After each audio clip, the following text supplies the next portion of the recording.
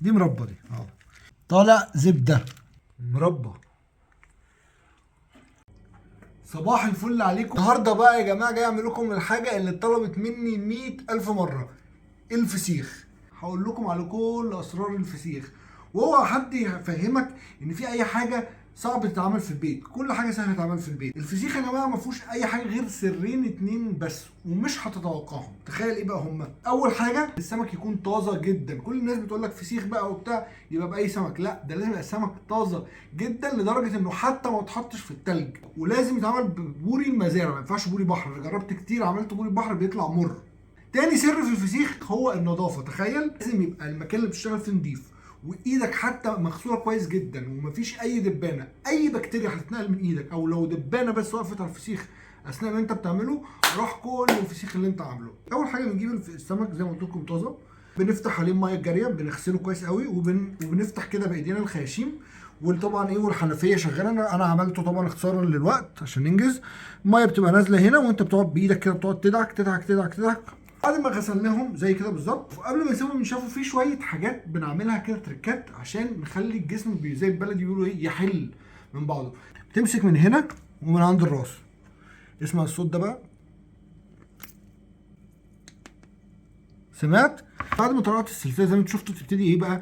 تمسك تحل السمكه كده بالراحه من غير ما توقع القشره من عليها. دي بتحاول تفصل اللحم عن الديل، لان دايما الديل في الفسيخ بتلاقي ايه لازق اللحم فيه، فانت بتفصله من دلوقتي عشان لما يتفسخ يبقى ايه فاصل. انت بتسمع اهو، بتسمعه بيفك. اوعى تضغط على البطن عشان ما تفرقعش المراره. هنبتدي بقى ايه نجيب فوطه او منديل كده ايه ننشفهم. هتمسك السمكيه كده، واي حاجه كوبايه او برطمان او حاجه كبيره تنزلها فيها كده بقها لتحت، تسيبها بقى كده 8 ساعات 10 ساعات، تسيبها لتاني يوم، يعني ما تطولش قوي عن 12 ساعه ماكسيموم. اول لما تلاقي كده ان هي نشفت وايه وابتدى الدم بتاعها خلاص نزل تحت كده خلاص. الجو طبعا ساقعه فهتاخد شويه. سيبناه لمده يوم زي ما قلت لكم عشان احنا في الشتاء والجو ساقعه. بص اهو نشف خالص، مبقاش فيه اي حاجه. برده ايه نعيد عليه كده. لازم يا جماعه في اي بلل، لان انتوا عارفين اي ميه تعمل عفونه على طول. ايه بمناديل كده اتاكدوا ان الخياشيم نشفت خالص. نبتدي بقى ايه في خلطه التمليح. يلا بينا نشوف مكونات خليط التمليح. ملح خشن اللي هو بيبقى ده، وشطه فقط. اي حاجه تانية فتي واجتهاد، كركم بقى والحاجات دي لا. حتى الشطه مش اساسي، يعني الفسخانيه مش بيحطوا شطه، بس انا سمعت ان هي بتقتل انواع معينه من البكتيريا فبحطها زياده امان.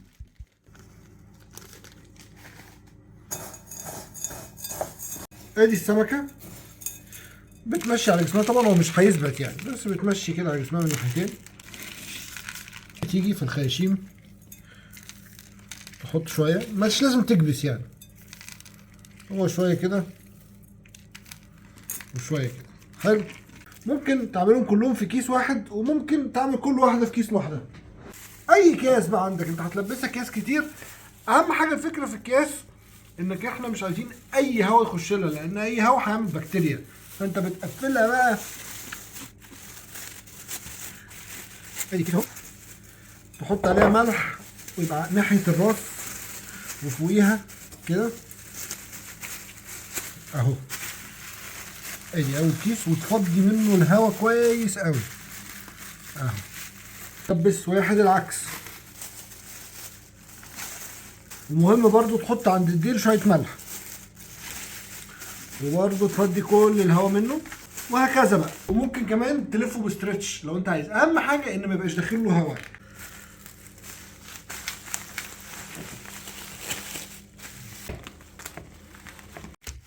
ادي هي مفيش اي هواء داخل لها. الاثنين التانيين هعملهم على طول جوه الكيس، هعمل ده وده مش مشكله. بس انت في الاول لو انت مش متمكن قوي خليك ماشي بالطريقه دي. ادي بقى هنجيب كيس،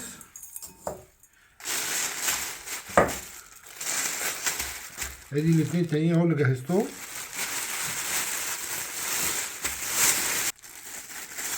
دي الواحده اللي كنا عاملينها لوحدها. نحط بعدهم رشه كده برضو، وبعد كده نفضي بقى كل الهواء.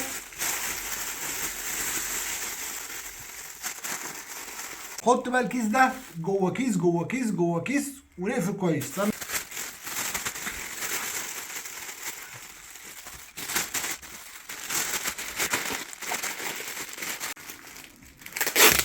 دلوقتي بقى قفلناه كويس، هديله واحده بس كده ايه بالسويتر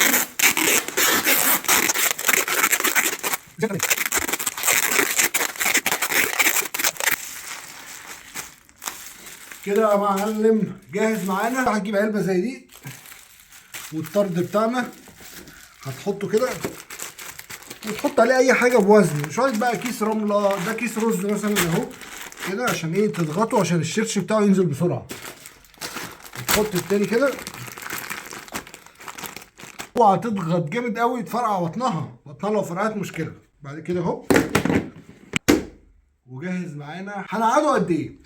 اولا انا جايب سمك كبير، السمكه دي كيلو تمام، واحنا في جو ساقعه، فعلى الاقل 20 يوم. لو السمكه اصغر والجو مش ساقع قوي ممكن 15 يوم. اقل حاجه للفسيخ لو الجو حر والسمكه صغيره 10 ايام. عندي فسيخ مجهزه عامله من قبل كده، ممكن افتح لكم تشوفوه برضه عشان ايه ما تستنوش معايا كل ده، لان الناس مستعجله قوي على فيديو فسيخ قبل رمضان. يلا باي باي. ودلوقتي يا جماعه زي ما قلت لكم كان عندي فسيخ كنت عامله من قبل كده، فايه اوريه لكم برضه تبقوا عارفين، بس ده حجمه اصغر يعني، التاني بيبقى مزبت اكتر كل ما تكبر يبقى احلى. بس اوريها لكم بقى ايه مع بعض اهو. نفتح بقى وشوف ايه ده. ايه فراوله مربى، دي مربى دي اهو، يعني عدت بقى ايه كلمه الزبده ودخلنا في المربى. بص الحلاوه. طب اقول ايه لازم ايه نجرب منتجاتنا عشان ايه نشوف الجودة. بصوا يا جماعة مربى.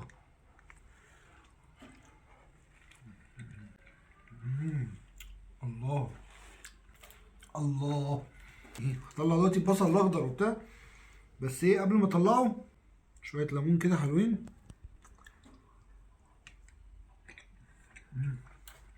الله. هو ده الفسيخ البيتي، ولا بقى تشتري من بره في البيت يا معلم. طالع زبدة تمام واحلى فسيخ. صباح الفل عليكم.